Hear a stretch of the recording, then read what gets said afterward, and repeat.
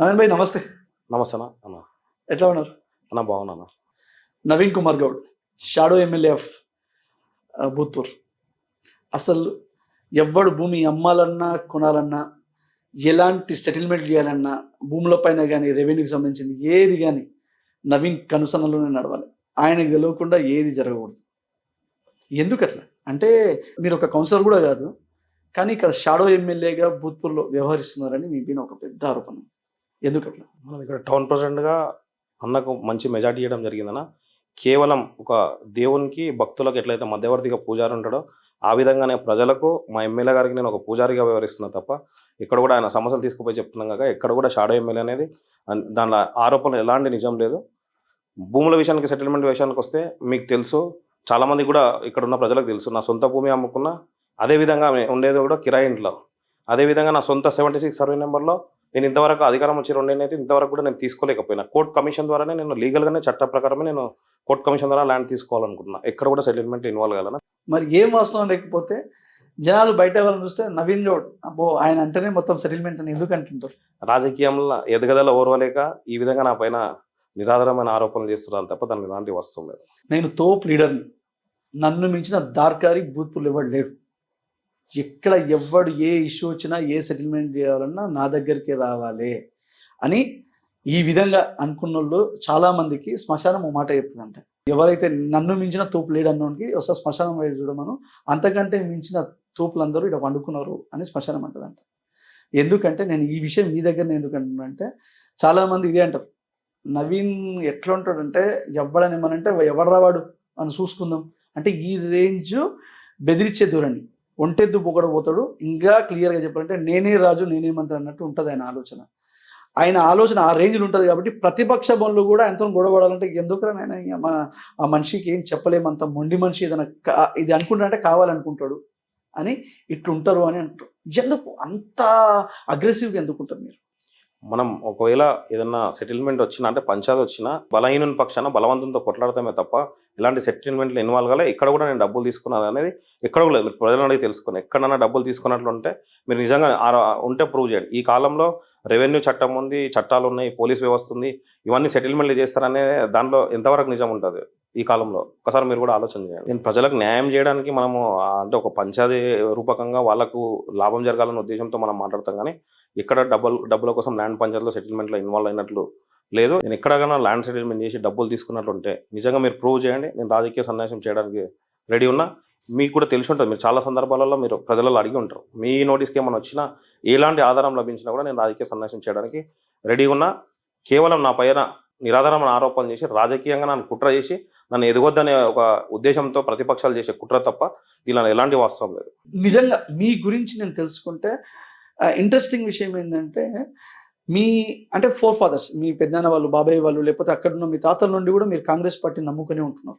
And మీరు వస్తే కూడా, మీరు వచ్చినాక కూడా బీఆర్ఎస్ పార్టీ రూలింగ్లో ఉంటే కూడా మీరు పార్టీ మారలేదు. అండ్ ఇంకొకటి నాకు తెలిసిన విషయం ఏంటంటే, మీ మీద ఎన్నో గొడవలు, కేసులు చాలా జరిగినాయంట. కానీ అన్ని బెదిరింపులు, గొడవలు ఉన్నా కూడా ఆయన పార్టీ మారలేదు, ఈ పార్టీ నమ్ముకునే ఉన్నాడు అని అన్నారు. ఎందుకంట అప్పుడు రూలింగ్ పార్టీ ఉండే, అక్కడ ఉంటే మీకు ఇంకా పదవులు వస్తుంటాయి కదా. అండ్ ఇంకోటి కూడా ఏంటంటే, మేము చూస్తే ఉన్న 10 వార్డులో 2 కాంగ్రెస్ గెలిస్తే అందులో మీరు ఒకరు. మరి అప్పుడు మీరు పోయింటే మీకు ఇంకా ఏదైనా మంచి పదవి వచ్చేది కదా. ఎందుకు పార్టీ మారలేదు మీరు? మనకు ఆ రోజు వాస్తవంగా వైస్ చైర్మన్ ఒక 50 lakhs కూడా ఆఫర్ చేయడం జరిగింది. మనం ఎలాంటి ప్రలోభాలు ఇవ్వకుండా పార్టీని నమ్ముకొని ఈరోజు నికారసైన నిజాయితీపరుడైన జీఎంఆర్ అన్నగా నమ్ముకుంటే మనం ఇంకా అంటే దానికంటే పెద్ద పదవి వస్తే ఇంకా ప్రజలకు సరైన రీతిలో న్యాయం చేయగలుగుతాము అనే ఉద్దేశంతో మనం ఈరోజు ఎక్కడ కూడా మనం లొంగలేదు ఎవరు కూడా. గత 10 ఏళ్ల బీఆర్ఎస్ పాలనలో నాతో పాటు నికారసైన కాంగ్రెస్ కార్యకర్తల పైన చాలా మటుకు కేసులు చేసి మా వాయిస్ నొక్కేయాలని ఇది చేశారు. కానీ ఈరోజు అవన్నీ తట్టుకొని కూడా మా వాయిస్ ఎక్కడ నొక్కలేకపోయారో ఆ వాయిస్ రూపంలో ఈరోజు జీఎంఆర్ అన్న గారికి ఈరోజు మున్సిపాలిటీలో మంచి మెజార్టీ ఇవ్వడం జరిగింది. నాకు చాలా ఇబ్బందులకు గురి చేశారు. అంటే దాదాపు నాకు ఒక 30 కోట్ల ప్రాపర్టీలు బ్లాక్ చేయడం, అంటే చిన్న చిన్న లూప్ పోల్స్ తీసుకొని ఐఎల్యూపీ మ్యాప్లో ఇండస్ట్రియల్ జోన్ ఉందని, బస్ స్టాండ్ ఉందని చెప్పి ఎక్కడ కూడా నన్ను ఆర్థికంగా ఇబ్బంది పెట్టినా, కేసులు పెట్టినా ఎక్కడ కూడా నేను లొంగలేదు. ఎందుకంటే ఈరోజు జీఎంఆర్ అన్న వ్యక్తిని ఈరోజు నమ్ముకున్నా కాబట్టి, పార్టీకి లాయల్గా ఉన్నా కాబట్టి ఈరోజు నాకు ఇది సముచిత స్థానం, గౌరవం దక్కుతుంది. నేనే దీనికి ఉదాహరణ. ఇంత మంచి పార్టీకి లాయల్గా ఉన్న వాళ్ళకు ప్రతి ఒక్కరికి కూడా న్యాయం జరుగుతుందని చెప్పి, కాంగ్రెస్ పార్టీలో న్యాయం జరుగుతుందని చెప్పి మంచి ఉదాహరణగా నేను భావిస్తున్నాను. నవీన్ గారు, ఇంకొక విషయం మీ గురించి నేను తెలుసుకుంటే నాకు తెలిసిన విషయం ఏంటంటే, మీ మీద రౌడీ షీట్ ఉందని నాకు తెలిసింది. ఎందుకు అంటే అన్ని గొడవలు చేసిందో ఎందుకు మీ మీద రౌడీ షీట్ ఓపెన్ చేయాల్సి వచ్చింది గతంలో? నేను మా వార్డు వాళ్ళు చనిపోతే అక్కడ గవర్నమెంట్ ల్యాండ్లో అక్కడ వాళ్ళ దహన సంస్కారాలు జరిగితే పెట్టడానికి వెళ్తే కూడా ఇక్కడ టీఆర్ఎస్ వాళ్ళదే జులుం, వాళ్ళని అడిగే పెట్టాలనే దాంతో నాపై వాళ్ళే దాడి చేయడం జరిగింది. దాడి చేసి మిగతా చాలాసార్లు కూడా నా పైన కేసులు పెట్టి, అంటే నాకు ఒక బార్ బిల్డింగ్ వస్తే ఆ పర్మిషన్ కూడా ఆపి అనేక రకాలుగా నన్ను హింసించి ఆర్థికంగా కేసులు అన్ని పెట్టి నన్ను అణచివేయాలని. ఎందుకంటే కేవలం నేను వాళ్ళకు ఒకటే సామాజిక వర్గం, సేమ్ ఊరు బసవరాజు గౌడ్ చైర్మన్కి నేను చేయలేదని ఒక ముఖ్య ఉద్దేశంతో, పార్టీకి లాయాలు ఉన్న ఉద్దేశంతో, నాకు గొంతు నొక్కాలన్న ఉద్దేశంతో నాపై అనేక అరాచకాలు చేశారు. ఎక్కడ కూడా నేను దానికి లొంగలే. ఆ లొంగనందుకే ఈరోజు ప్రజల్లో ఇంత మంచి ఆదరణ ఉంది. అది చూసి ఓరలేక ఈరోజు కొన్ని నా పైన నిరాధారమైన ఆరోపణలు చేస్తారు. మీ గురించి అంటే మీ బూత్పూర్ ఉన్న 10 వార్డులో తిరుగుతుంటే చాలా ఒక ఇంట్రెస్టింగ్ విషయం నాకు ఒకటి తెలిసింది. కోటి తిప్పలు గుడి కొరకే అంటారు. అంటే మనం ఎవ్వరు ఏం చేసినా ఫైనల్ మోటో పైసా, పైసా కోసమే ఏమైనా చేస్తారు. అయితే ఎవరైనా రాజకీయంలోకి వచ్చిందంటే కూడా ఎంత సంపాదిస్తాం అనుకుంటారు. కానీ మీ ఒక్క విషయంలో నేను ఫస్ట్ టైం ఒకటి విన్నా. ఏంటంటే ఈయన ఈ రోజు వరకు ఎవ్వరితో పైసలు తీసుకోడు, ఈయననే ఇంకా పైసలు పెడతాడు. ఎందుకు పెడతాడు? లక్షలు పెడుతున్నాడు. ఎందుకు అంటే ఈయనకు ఒక పిచ్చి ఉంది. ఆ పిచ్చి ఏంటంటే రాజకీయం, పదవి, ఒక లీడర్ కావాలని అనుకుంటున్నాడు. అంటే ఇదేం పిచ్చి? ఎవరైనా పైసలు సంపాదించాలనుకుంటాడు, ఇంకేమైనా. మీరేంది పైసలు ఖర్చు పెడుతున్నారంట లక్షలు. ఆ రాజకీయ పిచ్చి ఎందుకు అసలు అంతా?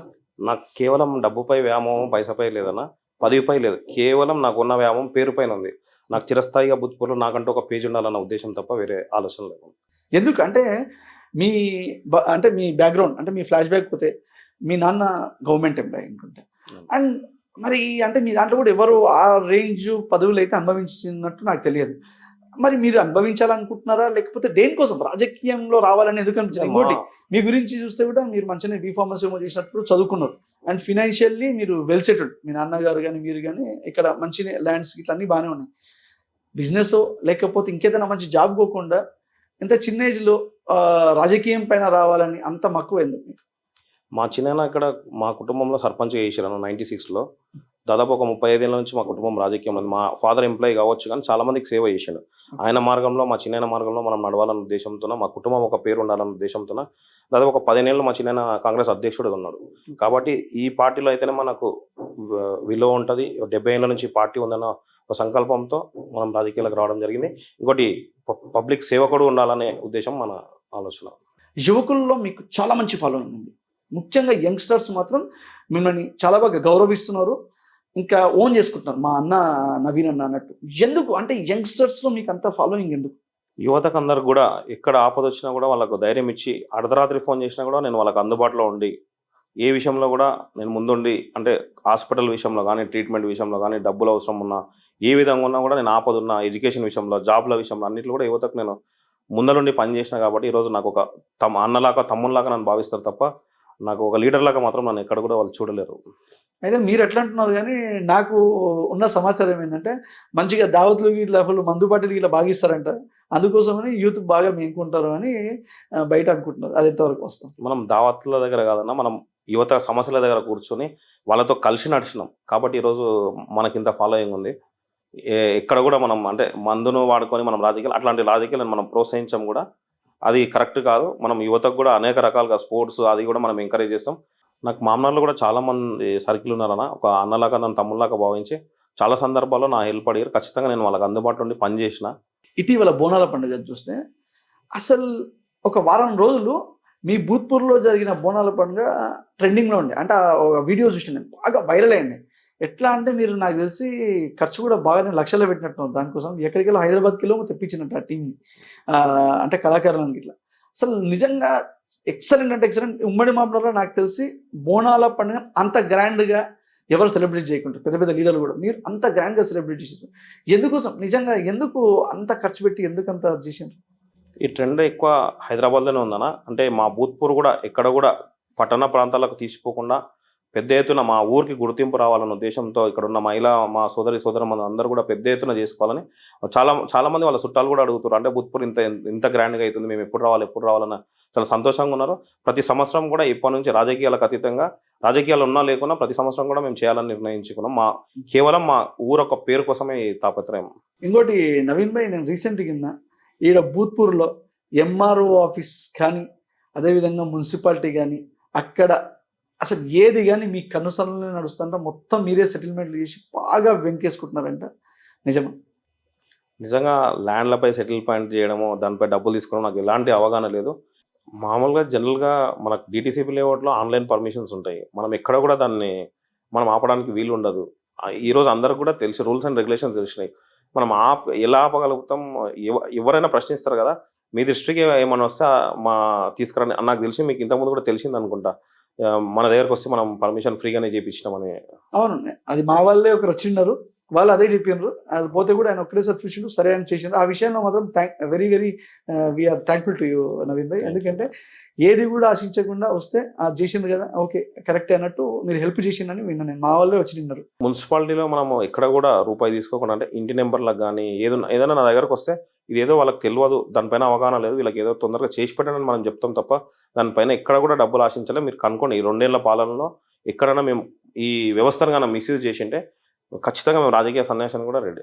మున్సిపల్ కమిషనర్ విషయానికి వస్తే, మీరు గతంలో ప్రస్తుతం ఉన్న మున్సిపల్ కమిషనర్తో మీకు చాలా పెద్ద గొడవ అయిందని నాకు సమాచారం ఉంది. మరి అంత గొడవ అయిన మున్సిపల్ కమిషనర్ని మళ్ళీ మీరు తీసుకొని వచ్చి పెట్టుకున్నారు ఇక్కడ. అంటే 100% నవీన్ కుమార్ గౌడే ఆయన మున్సిపల్ కమిషనర్ తీసుకొచ్చి పెట్టిండు అని మాకు వినికి. సో ఎందుకు మరి అప్పుడు అంత గొడవ అయిన మనిషిని మళ్ళీ మీరు ఎందుకు ఇక్కడ తీసుకురావాల్సి వచ్చింది? నేను ఆయన ప్రజా సమస్యలపైన ఆయన ప్రశ్నించే తప్ప నేను ఆయనతో నాకు వ్యక్తిగతంగా ఏం గొడవలు లేవు. మీకు తెలిసి ఇంతకుముందు గతంలో పనిచేసినప్పుడు కూడా ఆయనకు అవార్డు వచ్చింది, మున్సిపాలిటీలో అవార్డు రావడం జరిగింది. ఆయన ఎక్స్పీరియన్స్, ఆయన నిజాయితీ మున్సిపాలిటీకి పనికొస్తుంది అని నేను అంటే ఆ రోజు వాస్తవంగా ప్రజలపై ప్రశ్నించినప్పుడు నా గొడవ జరిగిండొచ్చు, కానీ ఆ ఈగో అన్ని పక్కకు పెట్టి ఆయన పనితీరును, ఆయన వ్యవస్థ నడిపించేది, ఇంకోటి భూత్పూర్ ప్రజలతో ఉన్న సత్సంబాలుతో ఆయన ఇక్కడ తీసుకురావడం జరిగింది. నవీన్ గారు, మీ అమ్మగారు 9వ వార్డు కౌన్సిలర్. సో మీ వార్డుకు, మీ 9వ వార్డుకు మీరు చేసిన అభివృద్ధి పని మనం ఎలక్షన్ టైంలో గుడి కమిట్మెంట్ ఇవ్వడం జరిగింది. రీసెంట్గా మూడాలో ఒక 8 lakhs శాంక్షన్ చేయించినాం. అంతేకంటే ముందు గ్రేవ్యార్డ్ కూడా అడిగారు పబ్లిక్, దాన్ని కూడా మనం పొజిషన్ తీసుకున్నాం. ఆడియోలో చిన్నగా పెండింగ్ ఉంది. దాంతోపాటు దగ్గర ఒక 2 కోట్ల వర్కులు కూడా రోడ్లు, డ్రైనేజీలు అన్నీ కూడా అన్ని వార్డుల కంటే అత్యధికంగా 9th వార్డులో చేయడం జరిగింది. మీ దేవరకద్ర ఎమ్మెల్యే జిఎంఆర్ గారి గెలుపులో మీరు ముఖ్య భూమిక పోషించడంలో ఎలాంటి అనుమానం లేదు. మరి ఈ 2 ఏళ్లలో మీరు భూత్పూర్కి ఎన్ని కోట్ల నిధులు తీసుకొచ్చిండ్రు, ఎలాంటి అభివృద్ధి పనులు చేసిండ్రు ఓవరాల్ భూత్పూర్ టౌన్? తాండలకే దాదాపు 6.5 కోట్లతో రోడ్లు, డ్రైన్లు కంప్లీట్ చేయడం జరిగింది. అదేవిధంగా 10 వార్డులలో ఒక 2 కోట్ల పనులు చేయడం జరిగింది. ఇవన్నీ కూడా కంప్లీట్ అయినాయి. దీంతో పాటు మూడాలో రీసెంట్గా టీడీఎస్ ఫండ్ ఒక 3 కోట్లు శాంక్షన్ చేయడం జరిగింది. ప్రతి వార్డుకు 30 లక్షలు. దాంతోపాటు ఒక 1 కోటి రూపాయల మూడా ఫండ్, అంటే మీ కమ్యూనిటీ హాల్స్ కానీ ప్రతి కమ్యూనిటీకి కానీ ఒక 5 లక్షలతో బిల్డింగ్ ఇవ్వడం జరిగింది. ప్రతి వార్డుకు హైమాక్స్ లైట్ ఇవ్వడం జరిగింది. అన్నీ కూడా ఎక్కడ కూడా అంటే మా ఎమ్మెల్యే గారు మళ్ళీ ఒక 15 కోట్లు తీసుకొచ్చారు. ఒక ట్యాంక్ బండ్కి 5 కోట్లు, 2 కోట్లు పార్కులకు, డంప్ యార్డ్కి ఒక 3 కోట్లు, రోడ్లు, డ్రైనేజ్లకు ఒక 3 కోట్లు, దాదాపు ఇప్పటికి 25 కోట్ల శాంక్షన్ తీసుకురావడం జరిగింది. దాంట్లో 12 కోట్ల వరకు కంప్లీట్ చేయాలి. ఇక్కడ నార్మల్గా మొత్తం భూత్పూర్లో తిరుగుతుంటే నాకు విషయం తెలిసింది. మీ భూత్పూర్ టౌన్కి అంటే మెయిన్గా మనం చూస్తే అమిస్తాపూర్ అక్కడ సైడ్ దాదాపు 17 కోట్ల బీజేపీ ఫండ్ అమృత్ స్కీమ్ కింద వచ్చిందంట. కానీ మీరు ఎక్కడ భారతీయ జనతా పార్టీకి పేరు వస్తుందని మీరు కావాలని చెప్పి ఆ పన్నుడ కాకుండా చేస్తున్నారని సమాచారం. ముఖ్యంగా కూడా ఆ ఫండ్ ఎందుకు వచ్చింది అంటే వాటర్ ట్యాంక్స్ కోసం, దానికోసం వచ్చిందంట. మరి ఎందుకు అంటే మీరు అభివృద్ధి కాకున్నా సరే కానీ అక్కడ వేరే పార్టీకి మాత్రం పేరు రావద్దు అన్నట్టు మీరేమన్నా అంటే ఇట్లాంటి అభివృద్ధికి అడ్డుకట్ట వేస్తున్నారా? ఎందుకు మరి బీజేపీ ఫండ్ వస్తే కూడా మీరు ఎందుకు ప్లేస్ చూపిస్తారు? గత పాలకులు ప్రపోజల్స్ అన్ని కూడా పెట్టడం జరిగింది. ఏ వార్డులో పెట్టాలనేది శాంక్షన్ అంటే వాళ్ళు ప్రపోజల్స్ పెట్టారు. అయితే ఆ వార్డులో వాళ్ళు సరైన ప్లేస్ కూడా ఎక్కడ ఐడెంటిఫై చేయకుండా ఇష్టానుసారంగా చేయడం జరిగింది. కొంచెం ప్లేస్కి ఇబ్బంది అవుతుంది. అన్ని వార్డులు కూడా ఐడెంటిఫై చేయడం జరిగింది. ఒక 2 వార్డులు ఉన్నాయి, 8th వార్డు, 10th వార్డు. ఖచ్చితంగా దాన్ని తొందరగా ఐడెంటిఫై చేసి దాన్ని శంకుస్థాపన చేస్తామని చెప్పి. నెక్స్ట్ భూత్పూర్కి చైర్మన్ రేసులో లిక్కి నవీన్ కుమార్ గౌడ్ ఉన్నారని సమాచారం. And at the same time Congress పార్టీలో కూడా ఇంకా మీరే మెయిన్ లీడర్ ఉన్నారు. 100% అంటే పార్టీకి వెళ్ళి కూడా టికెట్ మీకే ఇచ్చి గెలిపించుకుంటారు అని కూడా చాలామంది కార్యకర్తలు నాతో అన్నారు. సో నిజంగా మీరు చైర్మన్ రేస్లో ఉన్నారా? 100% అన్నా. ఎందుకంటే పార్టీకి లాయల్గా ఉన్నాం. గత 8 ఏళ్ల నుంచి కూడా నిజాయితీ పరుడైన నా జిఎంఆర్ అన్న గారిని నమ్ముకొని ఆయన ఎంబడం జరిగింది. పార్టీ కూడా లాయల్గా ఉన్నాం. మీకు తెలుసు, పోయినసారి మనకు వైస్ చైర్మన్ ఇస్తుంటే కూడా పోలేదు. ఇప్పుడు కూడా ఖచ్చితంగా అంటే కష్టకాలంలో కార్యకర్తలు అందరికీ అండగా ఉన్నాం. గవర్నమెంట్ వచ్చింది కాబట్టి నాలాంటి నికారసైన కార్యకర్తకి ఇస్తే సముచిత చాలా గౌరవం ఇస్తే అది కూడా పార్టీకి కూడా అందరికి ఆదర్శంగా ఉంటుంది. కష్టపడ్డ వాళ్ళందరూ కూడా పదవులు వస్తేనే ఎగ్జాంపుల్గా నన్నగా భావిస్తారని ఆశిస్తున్నాను. గతంలో అంటే లాస్ట్ టర్మ్ చూసుకుంటే బీసీ జనరల్ వచ్చింది. అయితే మరి ఈసారి బీసీ లేడీ వస్తే మరి ఇట్లా ఇంతకుముందుకు మా అమ్మనే కౌన్సిలర్ అన్న, ఆ సెంటిమెంట్ ఇంకా నాకంటే మా అమ్మ చైర్మన్గా ఉంటే నేను అదృష్టంగా భావిస్తాను. నేను ఈ క్వశ్చన్ ఎందుకు అడుగుతానంటే దానికి ఒక మెయిన్ రీజన్ ఉంది. సో ఇప్పుడు మీ అమ్మగారు అంటే బీసీ లేడీ వస్తే మీ అమ్మగారు ని చైర్మన్ చేద్దాం అనుకుంటున్నారు. బీసీ జనరల్ వస్తే మీరు ఉంటారు. అంటే ఒకటే ఇంట్లోకి వెళ్ళి 2 టికెట్లు మీకు ఇస్తారా? ఎందుకంటే ఉన్నదే 10 వార్డులు, అందులోకి వెళ్ళి కాంగ్రెస్ పార్టీకి వెళ్ళి ఒకటే ఇంటికి వెళ్ళి 2 టికెట్లు ఇస్తారా? ఇక్కడ బలమైన అభ్యర్థుల పైన గెలవాలనుకుంటే సర్వేలో ఉంటే ఖచ్చితంగా అది అధిష్టానం నిర్ణయం చేస్తే పోతాము. మనకు ఒకటే వార్డు నిలబడాలని ఉంది. కాకపోతే మీకు తెలుసు కాంగ్రెస్లో కొన్ని ప్రత్యేక పరిస్థితుల్లో ఉత్తమ్ కుమార్ రెడ్డి గారి ఫ్యామిలీ కానీ, మైనంపల్లి హనుమంతరావు గారి ఫ్యామిలీ కానీ ప్రత్యేకంగా అక్కడ వాళ్ళకు ఆ స్టామినా ఉండి గెలుస్తారని ఖచ్చితంగా పార్టీకి అవసరం అనుకుంటే ఖచ్చితంగా నేను 2 పోటీ చేయడానికి రెడీ ఉన్నా. ఓకే. అయితే మీకు ఒక విషయం చెప్పాలి. మనకు శత్రువులు ఎక్కడనో ఉండరు, మన పక్కనో లేకపోతే మన ఇంట్లోనో ఇట్లనే ఉంటారు అని అంటారు. మీ విషయంలో నాకు బాగా తెలిసింది ఏంటంటే మీ కమ్యూనిటీలోనే మీకు శత్రువులు ఉన్నారు. సాధ్యమైనంత వరకు మిమ్మల్ని రాజకీయంగా ఎదగకుండా తొక్కాలని కూడా ఆలోచిస్తున్నారు అని చెప్పి నేను బయట విన్నా. అది ఎంతవరకు వస్తాం? రేపటి నాడు వాళ్ళు రాజకీయం చేసి అసలు రిజర్వేషన్ అనేది అసలు బీసీ లేకుండా ఎస్సీఓ ఎస్టీఓ ఇంకేదైనా చేస్తే మీ స్టెప్ ఎట్లా ఉండబోతుంది? నా 10,000 ఓట్లలో మా సామాజిక వర్గం ఉన్న ఓట్లు ఒక 120 ఉంటాయి. ఏ రోజు కూడా మా సామాజిక వర్గం అని నేను ఎప్పుడు కూడా నేను కుల వ్యవస్థ కానీ ఎక్కడ కూడా ఎంకరేజ్ చేయలేదు. నేను అన్ని సామాజిక వర్గాలు నా అన్నదమ్ములలాగా భావించిన, అన్నిటికంటే పెద్ద కులం యువ కులం, వాళ్ళ అందరూ కూడా నా ఎంబడి ఉన్నారు కాబట్టి నేను ఖచ్చితంగా మంచి రేస్లో ఉంటానని నేను అనుకుంటున్నా. మీరు ఎస్టీ ఎస్సీ అంటారు, మా పార్టీకి లాయల్గా ఉన్నాము. చాలా మంది ఎస్టీ ఎస్సీ సోదరులు కూడా పార్టీకి లాయల్గా ఉండి కష్టపడ్డారు. ఖచ్చితంగా చైర్మన్ వస్తే ఇక్కడ కాంగ్రెస్ జెండా ఎగరేయడం తప్ప నాకు వేరే ఉద్దేశం లేదు. ఖచ్చితంగా వాళ్ళని కూడా దగ్గరుండి అవసరమైతే మనమే 10 రూపాయలు ఖర్చు పెట్టి వాళ్ళని గెలిపించుకునే ప్రయత్నం చేస్తాం. ఇంతకుముందు మనం కులం వచ్చింది కాబట్టి నేను ఒక విషయం చెప్పాలి. భూత్పూర్ మున్సిపాలిటీకి చూసుకుంటే 10 వార్డులు ఉంటాయి. అందులోకి వెళ్ళి అమిస్తాపూర్ మనం చూసుకుంటే అది 4 వార్డులు ఉన్నాయి. అయితే అక్కడ మెయిన్గా నేను క్యాస్ట్ గురించి మాట్లాడితే అక్కడ నేను చాలామంది వింటున్నది ఏంటంటే యాదవ్ సామాజిక వర్గం ఎక్కువ ఉంటుంది. సో వాళ్ళు ఏం చేస్తారంటే ఏమన్నా చెయ్యి మనోన్నే గెలిపించుకోవాలి అన్న దాంతో ఉంటారని నాకు చాలామంది అయిపోయారు. అక్కడ మీ గురించి తెలుసుకుంటే కూడా మీకు మంచి ఫాలోవర్స్ ఉన్నారు, యంగ్స్టర్స్ కానీ అక్కడ చాలామంది కూడా మీకు రెస్పెక్ట్ ఇచ్చిన వాళ్ళు ఉన్నారు.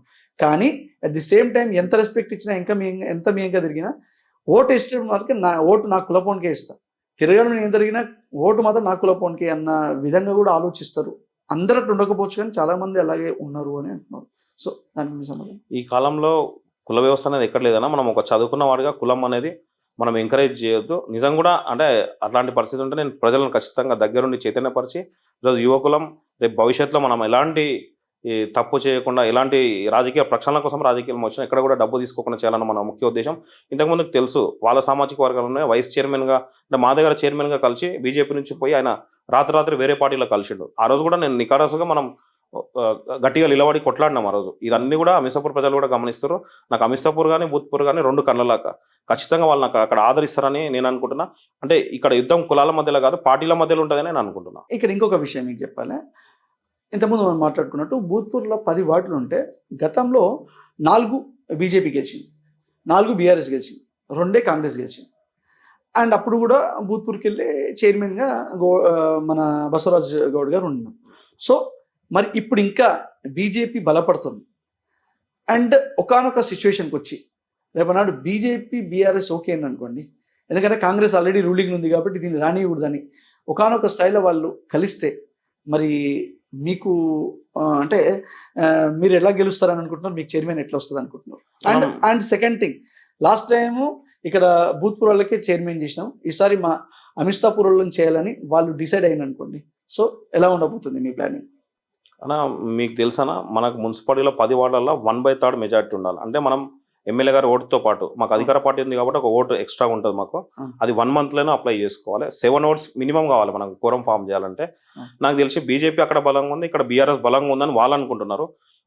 గత 10 ఏళ్లలో బీఆర్ఎస్ ప్రభుత్వం ఉండే వాళ్ళు ఏం పనులు చేయాలని చెప్పి ప్రజలు వాళ్ళని తిరస్కరిస్తారు. భూత్పూర్లో బీఆర్ఎస్ ఓటు వేసే పరిస్థితి లేదు. అక్కడ బీజేపీ అండవా ఇప్పుడున్న రాష్ట్రంలో పరిస్థితి చూస్తే 3వ ప్లేస్ ఉంది. 2 కుయ కలిస్తే కూడా మనకు దాదాపు 4 మైనార్టీ వార్డులు ఉంటాయి. 4 మైనార్టీ వార్డులో మేము జెండా ఎగరేస్తాం. మిగతా దగ్గర కూడా మాకు ఈజీగా ఉంటుంది, గెలుస్తాం కాబట్టి వాళ్ళకి కోరం ఫామ్ అయ్యే అవకాశం లేదు. ఇవన్నీ కేవలం ప్రజలలో అపోహ సృష్టించి వాళ్ళు గెలిచినాక మళ్ళీ ఎట్లయితే పోయినసారి మా దగ్గర రావాలనుకున్నారో అదే స్ట్రాటజీ ఫాలో కావాలని ఒక ఉద్దేశం తప్ప వాళ్ళకి ఇలాంటి కరెక్ట్గా 10 వార్డులలో తిరిగి వాళ్ళు గెలిచే స్కోప్ ఎక్కడ కూడా కనిపిస్తలేదు నాకు. గత 10 నెలల్లో బీఆర్ఎస్ ఎక్కడ కూడా గాలి కొలిసి ఎక్కడ కూడా ఏ పనులు చేయలేదు. మేము వచ్చినాక దాదాపు 12 కోట్ల పనులు చేసినాం. బీజేపీ అంటావా వాళ్ళ ఎంపీ పెట్టుకొని కూడా వాళ్ళు తెచ్చిన నిధులు అమిసపూర్కి చేసిన నిధులు కూడా ఏం లేదు, వాళ్ళు చేసిన పనులు కూడా లేదు. ఇప్పుడు తెచ్చిన 25 కోట్లు మేమే తెచ్చినాం. రేపు భవిష్యత్తులో కూడా ఇంకేం అవసరం ఉన్నా కూడా మా ఎమ్మెల్యే గారు మా సీఎం గారే తీసుకురావాల్సిన అవసరం ఉంటుంది. ప్రజలు కూడా అందరూ కూడా గమనిస్తున్నారు. ఎందుకంటే ఇందిరమ్మ ఇండ్లు కానీ, సన్న బియ్యం కానీ ఇవన్నీ కూడా మాకు బాగా చాలా పాజిటివ్, ఏకకాలం రుణమాఫీ కానీ ఇవన్నీ బాగా పాజిటివ్ ఉన్నాయి. 100% ఈ వేవ్లో మేము ఖచ్చితంగా 10కి 10 క్లీన్ స్వీప్ చేస్తాం, నమ్మకం గట్టిగా ఉంది. నన్ను ఒక వ్యక్తిగా చూస్తారు కానీ ఒక పార్టీ మనిషిగా చూస్తారు. అక్కడ బీజేపీ కానీ బీఆర్ఎస్ పార్టీలో కూడా చాలా మంది మనకు అభిమానించేటోళ్ళు ఉన్నారు. ఎందుకంటే ఒక యువకుడు నిరంతరం పబ్లిక్లో ఉండుకుంటూ 12 గంటలు పబ్లిక్ టైం ఇచ్చుకుంటూ సర్వీస్ చేస్తున్నాం. ఎవరికి ఆపద వచ్చినా కూడా ముందలు ఉంటాడు. ఆర్థికంగా అంటే హాస్పిటల్లో కానీ ఎవరైనా చనిపోతే కూడా అన్నిట్లో ముందలు ఉన్నాడు. ప్రతినిత్యం పబ్లిక్లో ఉంటూ ప్రతినిత్యం స్పందించేవానికే అందరూ కూడా కోరుకుంటున్నారు. ఖచ్చితంగా నాకు అందరు ఆశీర్వాదాలు ఉంటాయి. మీరు ఖచ్చితంగా గుర్తుపెట్టుకోండి, బీఆర్ఎస్ బీజేపీ కార్యకర్తలు కూడా నా వైపు మొగ్గు చూపుతారు. ఖచ్చితంగా వాళ్ళకి దెబ్బ పడుతుంది. అన్ని వాళ్ళల్లో మేము మెజార్టీతో గెలవబోతున్నాం. బీఆర్ఎస్ హయాంలో డబుల్ బెడ్రూమ్లు కానీ, బీసీ బంధువులు కానీ, దళిత బంధు కానీ ఇంకే ఏది ఉన్నా కూడా వాళ్ళ కార్యకర్తలకే ఇచ్చిందని మీరు అన్నారు. మరి ఇప్పుడు కూడా నేను ఇటీవల వింటే మీరు ఇచ్చే ఇందిరమ్మ ఇండ్లు కూడా మీ కార్యకర్తలకు, మీ ఫాలోవర్స్కి ఇస్తున్నారని బయట టాక్. మేము లేదన్నా అంటే ఫీల్డ్ పైన పోయి ఎవరైతే బీద వాళ్ళు ఉన్నారో వాళ్ళని మేము ఆడిట్ చేసి మా పార్టీ కాకపోయినా కూడా వేరే పార్టీలకు కూడా మేము ఇల్లు ఇవ్వడం జరిగింది. ఎక్కడ కూడా నిజం లేదు ఇంట్లో. మీరు ఒకవేళ నా ఎంబర్ తిరిగిన వాళ్ళకి నేను ఒక్క ఇల్లు ఇచ్చిన మున్సిపాలిటీ మొత్తంలో 120 ఇళ్ళు వచ్చినాయి. నేను రాజకీయంగా తప్పుకోవడానికి, సన్యాసం చేయడానికి నేను రెడీగా ఉన్నాను. ఇక్కడ మన అమిస్తాపూర్ దగ్గర నల్లగుట్ట ఉంటుంది, రామదాస్ తాండ దగ్గర. అసలు ఆ ఇష్యూ ఏంది? అప్పుడు బీఆర్ఎస్ టైంలో ఎవరో కబ్జా చేయాలని చూసిందంట. సరే మీరు కాంగ్రెస్ వాళ్ళు ఏమైనా చేస్తారా అంటే కాంగ్రెస్ హయాంకి వచ్చేసరికి కూడా మళ్ళీ మీరు కూడా కబ్జా పెట్టాలని ట్రై చేస్తున్నారని భారతీయ జనతా పార్టీలు ఇటీవల పెద్ద ధర్నా చేసిండ్రు. కలెక్టరేట్ ముట్టడి అన్నట్టు కూడా పోయినారు. అసలు ఏం జరుగుతుంది? అసలు అదంతా ఇష్యూ జరుగుతుంది. అది అక్కడ ప్రభుత్వ భూమి అయితే మీరు ఇప్పుడు ఆల్రెడీ రూలింగ్లో ఉన్నారు. దాన్ని మీ మున్సిపాలిటీకి దేనికైనా అభివృద్ధికి వాడవచ్చు కదా. అసలు ఆ ఇష్యూ ఏంది? ఈ గవర్నమెంట్ ల్యాండ్ కబ్జా చేస్తారు, తీసుకుంటారు అని చెప్పి వాళ్ళకి చట్టం పైన అవగాహన లేక ఇవన్నీ మాట్లాడతారు. గత పాలకులు ఏం చేసారో మాకే తెలియదు. మేము కూడా అప్పుడు అడ్డుకున్నాము. ఇప్పుడు కూడా అనవసరంగా వాళ్ళు నిరాధారణ ఆరోపణలు చేస్తున్నారు. మేము అక్కడ ఒక 3 కోట్లతో సబ్స్టేషన్ శాంక్షన్ చేయడం జరిగింది. ఇంకా మహిళా సంఘాలకు కూడా అక్కడ సోలార్ ప్లాంట్ ఇవన్నీ పెట్టాలని చెప్పి మా ఎమ్మెల్యే గారు మాట్లాడారు. కేవలం బట్టగాల్చి మీదేయడం తప్ప వాళ్ళ ఎట్లాంటి ఆధారాలు లేవు. దానిపైన 100% దాన్ని డెవలప్మెంట్ చేసి చూపిస్తాము. కుమ్మరులకు కానీ, కుల వృత్తులకు కానీ చాలా మంది కూడా మేము ఇస్తున్నాం. మీరు దగ్గరలోనే ఉంది కానీ మీకు తెలుస్తుంది ఎవరెవరికి మేము ఇస్తున్నాం అనేది. నవీన్ గారు, ఇంకొకటి మీ గురించి నేను బయట అంటే మీరు ఎలాంటి సేవా కార్యక్రమాలు అవినా చేశారంటే విన్నా, స్కూల్స్కి కానీ, లేకపోతే ఎవరికైనా వైద్యానికి హాస్పిటల్స్ కానీ, లేకపోతే ఇంకెవరైనా చదువుకుంటుంటే వాళ్ళకి అంటే ఇట్లాంటివి చాలానే చేసిండ్రు. ఈ విషయంలో అప్రిషియేట్, చిన్న ఏజ్లో బాగానే చేస్తున్నారు. ఒక్కటి మాత్రం ఎక్కడో నాకు కొంచెం కొడుతుంది, అది అడగాలని అడుగుతున్నా. 5-6 ఏళ్ళ నుండి మీరు కూడా ఎవరికైనా ఏమైనా ఆపద అయింది, ఎవరైనా చనిపోయారంటే 5,000 10,000 ఇస్తారంటే అసలు ఈ ట్రెండింగ్ ఏంది? నేను ఎక్కడ అంటే నాట్ ఓన్లీ వేరే నియోజకవర్గంలో కూడా చూసినాం ఇలాగే యంగ్స్టర్స్ అంటే పొలిటీషియన్స్ 5,000 10,000 ఇస్తారు. అసలు ఈ ట్రెండింగ్ ఎందుకు? అసలు ఈ 5,000 10,000 ఇచ్చే సంస్కృతి ఏంది? ఎందుకంటే చాలా పెద్ద నాయకులు ఇంతకుముందు ఇచ్చి ఇప్పుడు ఇచ్చుడు బంద్ చేశాను అంటే వాళ్ళు ఒక స్థాయికి పోయిన తర్వాత ఇంకా మీరు కూడా ఇప్పుడు ఇచ్చి రేపన్నా చైర్మన్ అయినాక బంద్ చేస్తారా? ఇంకొకటి, హెల్ప్ అనేది మనం ఎవరికైనా సాయం చేస్తే ఎడమ చేతం తెలియకుండా కుడి చేతం సాయం చేయాలంటారు. అది ఇస్తారు, ఫొటోస్ కూడా తీసుకుంటారు. ఎందుకు ఇదంతా? అన్న మేము 5,000 10,000 ఇవ్వడం అంటే 2018లో రాజకీయాలకు వచ్చిన చాలా మందికి అంటే మనం డబ్బుతో వాళ్ళని కొనలేము, కానీ వాళ్ళ ఆపద ఉన్నప్పుడు మనం ఏదో చేయొద్దని ఇవ్వాలని చాలా మందిని ఇవ్వడం వల్ల, ఫోటోలు పెట్టుకోవడం వల్ల దానివల్ల అంటే ఆ ఇంపాక్ట్ పడి ఇతర నాయకులు అంటే ఇతర పార్టీ నాయకులు కూడా నన్ను ఆదర్శంగా తీసుకొని బీజేపీ, బీఆర్ఎస్ పార్టీ, ఇండిపెండెంట్లు కూడా వాళ్ళకి ఇవ్వడం జరుగుతుంది. అంటే వాళ్ళ దాన సంస్కారాలకు అయ్యే ఖర్చు ఆపదలు చాలా మంది బీద వాళ్ళు ఉంటారు. ఆ టైంకు అంటే నన్ను ఆదర్శంగా తీసుకొని ఇస్తే వాళ్ళ కుటుంబానికి ఒక 20-25 వేలు అందుతున్నాయి. అది నా నుంచి వాళ్ళకు న్యాయం జరుగుతుందని నేను భావిస్తున్నాను. నేను ఇది ఎలక్షన్ తర్వాత కూడా కంటిన్యూ చేస్తాను. అంటే ఇక్కడ మనకు ఇప్పుడు మున్సిపాలిటీలో కొత్త లీడర్లు అయితే కూడా వాళ్ళకు కూడా ఆదర్శంగా తీసుకొని నాలాగా చేయమని వాళ్ళని ప్రోత్సహిస్తా. అవసరమైతే ఇంకా మున్సిపాలిటీతో మండలికి ఎక్స్టెండ్ చేస్తాం, కానీ దీన్ని ఆపే ఉద్దేశం మాత్రం మాకు లేదు. నేను రాజకీయాల్లో ఉన్నా లేకున్నా ఈ ప్రక్రియ మాత్రం నిరంతరంగా కొనసాగుతుంది. మీరు చైర్మన్ కావాలి బూత్పూర్ టౌన్ అని అనుకుంటున్నారు కదా. అసలు బూత్పూర్లో ఈ 10 వార్డులో ఉన్న ముఖ్యమైన ఏం సమస్యలు ఉన్నాయనుకుంటున్నారు? ముఖ్యంగా మనకు అంటే ఇంతకుముందుకు ఎట్లయితే శ్రీనివాస్ గౌడ్ పై మెరుగులు చేసిండో, మేకప్ చేసిండో అదే విధంగా మా మున్సిపాలిటీ ఉంది. బసవరాజు గౌడ్ కూడా అదే విధంగా చేసిండు. అంటే ఈ పార్కులు కానీ ఇవి డెవలప్ చేసి అండర్ గ్రౌండ్ డ్రైనేజ్ వ్యవస్థ కానీ, రోడ్లు కానీ ఎక్కడ కూడా జరగలేదు. ఇవన్నీ కూడా అభివృద్ధి. దీంతో పాటు మేము అన్ని కుల సంఘాలకు కూడా ఇంతకుముందుకు ఎవరు పట్టించుకోలేరు. కుల సంఘాలకు కూడా కమ్యూనిటీ హాల్స్, హైమాక్స్ లైట్లు, అదేవిధంగా పార్కుల డెవలప్మెంట్ అన్ని విధాలుగా అంటే ఎవరికైతే ఏ కమ్యూనిటీకి అయితే గ్రేవ్ యార్డ్ లేదో వాళ్ళకి గ్రేవ్ యార్డ్లు ఇవ్వడము, ఈ విధంగా అన్ని కూడా డెవలప్ చేసుకొని ఇంకోటి మున్సిపాలిటీలో చాలా మందికి నిరుద్యోగ యువత ఉన్నారు. మేము దానికి ప్రత్యేక చర్య తీసుకొని అమర్ రాజాలో మా ఎమ్మెల్యే గారి ద్వారా కోజెంట్లో కానీ అమర్ రాజాలో మేము జాబ్స్ పెట్టియడం కూడా జరుగుతుంది. మీరు మున్సిపాలిటీ ఎన్నికల్లో మీరు చైర్మన్గా గెలిస్తే ఎలాంటి అభివృద్ధి ఫలాలు మీరు మీ బూత్పూర్ టౌన్కి ఇవ్వబోతున్నారు? ముఖ్యంగా మేము విద్య, వైద్యం, ఉపాధిపై దృష్టి పెట్టాలనుకుంటున్నాము. ప్రతి పేదవాడికి విద్య చెందాలన్న ఒక ముఖ్య ఉద్దేశము. అంటే మా ఎమ్మెల్యే గారితో మాట్లాడి ఒక 1000 మందికి, మీకు తెలుసు సీఎం గారు రెసిడెన్షియల్ స్కూల్స్ తీసుకురావస్తున్నారు. అది సీసీకుంటలో ఆల్రెడీ వచ్చింది. నెక్స్ట్ విడతలో మా దగ్గరకు తీసుకురావాలని ఒక ముఖ్య ఉద్దేశం. అదేవిధంగా ఉపాధి విషయానికి వస్తే నేను ఒక ఫార్మసీ స్టూడెంట్గా నాకు పూర్తి అవగాహన ఉంది. ఈ హైవే పని అన్నీ కూడా ఇండస్ట్రియల్ జోన్ చేయడానికి అవకాశం ఉంది. అది ఎమ్మెల్యే గారి దృష్టికి తీసుకుపోయినాము. ఆ సీఎం గారి దృష్టికి కూడా తీసుకుపోయారు. మనకు కర్వెన దగ్గర ఒక 270 ఎకరాలు మిగులు భూమి ఉంది. అక్కడ కంపెనీస్ తీసుకొచ్చి అందరూ కూడా ప్రైవేట్, అంటే అందరూ కూడా గవర్నమెంట్ ఇవ్వడం సాధ్యం కాదు కాబట్టి ప్రైవేట్ ఉద్యోగాలు ఉన్న ఒక సంకల్పం ఉంది. ఖచ్చితంగా నేను చైర్మన్ అయితే విద్యా హక్కు చట్టం పైన ప్రత్యేకంగా ఒక యువతగా నేను వాయిస్ తీసుకొని ఖచ్చితంగా ప్రతి స్కూల్ అమలేటట్లు నేను సంకల్పించి ముందరకు 25% విద్యా హక్కు చట్టంపై నేను పోరాడాలన్న ఉద్దేశంతో ఖచ్చితంగా నేను ముందరికి వెళ్తా. ఖచ్చితంగా ఆ చట్టం అమలయ్యే వరకు నేను పోరాడతాను. నేను చైర్మన్ అయినాక ఖచ్చితంగా ప్రైవేట్ విద్యా సంస్థల్లో 20% విద్యా హక్కు చట్టం ఉంది. అది అమలయ్యేటట్లు ప్రణాళికలు రచించి వాళ్ళని ప్రశ్నించి ఖచ్చితంగా తెలంగాణ రాష్ట్రంలో మొదటిగా మా మున్సిపాలిటీకి వెళ్ళే నేను స్టార్ట్ చేస్తానని చెప్పి అందరూ కూడా, మున్సిపాలిటీ ప్రజలందరూ కూడా నేను మాటిస్తున్నాను. గత బీఆర్ఎస్ ప్రభుత్వంలో దాదాపు ఇక్కడ ఎస్సీ అండ్ కమ్యూనిటీ వాళ్ళకు 200 ఎకరాలు ఇవ్వడం జరిగింది. దానిపై బీఆర్ఎస్ వాళ్ళు తీసుకొని రియల్ ఎస్టేట్ చేయాలనుకున్నారు. అది నేను ఎమ్మెల్యే గారు ముందర నుండి కాపాడినాం. ఆ భూములకు ఎలాంటి దోకా లేదు. మా ప్రభుత్వం ఉన్నంత వరకు దానిలో ఎవరు వచ్చినా మేము ఊకుండేది లేదు. దాన్ని ఎలాంటి పరిస్థితుల్లో అది తీసుకొనియాము. మాకేమన్నా కంపెనీస్కి అవసరం ఉంటే కూడా కర్వెన దగ్గర మిగులు భూమి ఉంది తప్ప అది ఎక్కడ కూడా మేము వాడుకోము. ఇంకోటి ప్రతి కమ్యూనిటీకి కూడా చాలా మందికి శ్మశాన వాటికలు అవసరం ఉన్నాయి. అమిస్తాపూర్లో ఎరకలలోకి ఉన్నాయి, ఇక్కడ మందులలోకి ఉన్నాయి. చాలా మంది అంటే బీసీ వర్గాలకు కూడా అందరు కూడా అవసరం ఉన్నాయి. ఖచ్చితంగా చొరవ తీసుకొని మేము అన్నగారితో మాట్లాడి ఎలక్షన్ వారికి ఇచ్చే ప్రయత్నం చేస్తామని చెప్పి తెలియజేస్తున్నాం. లెక్కి నవీన్ కుమార్ గౌడ్ గారు, చివరగా మీరు మీ కాంగ్రెస్ కార్యకర్తలకు అదేవిధంగా మీ బూత్పూర్ టౌన్లోని ప్రజలకు ఏం చెప్పాలనుకుంటున్నారు? నేను ఒక రాజకీయ నాయకుడిగా లేదు, ఒక సేవకునిగా మీ ముందరికి వస్తున్నా. మీరు అందరూ కూడా నన్ను ఆశీర్వదించాలి. పెద్ద ఎత్తున నేను ఈ రాజకీయాలలో ప్రక్షాళన చేయాలని ఉద్దేశం. ఎందుకంటే ఈ ఎంఆర్ఓ ఆఫీస్ కానీ, మున్సిపాలిటీ ఆఫీస్ కానీ, పోలీస్ స్టేషన్ కానీ ఎక్కడ కూడా డబ్బులు చేసుకోకుండా, ఎక్కడ కూడా సెటిల్మెంట్లో తీసుకోకుండా రాజకీయాలు ప్రక్షాళన కావాలన్న ముఖ్య ఉద్దేశంతో వచ్చిన యువత అందరూ కూడా నన్ను ఆశీర్వదిస్తే ఖచ్చితంగా పెద్ద ఎత్తున మీకు అందరూ కూడా నేను పనులు చేస్తానని చెప్పి, ఒక సేవకునిగా, ఒక తమ్మునిగా, ఒక అన్నగా మీకు చేస్తానని చెప్పి మీకు మాటిస్తున్నాను. థ్యాంక్ యూ నవీన్ గౌడ్ గారు. Thank you.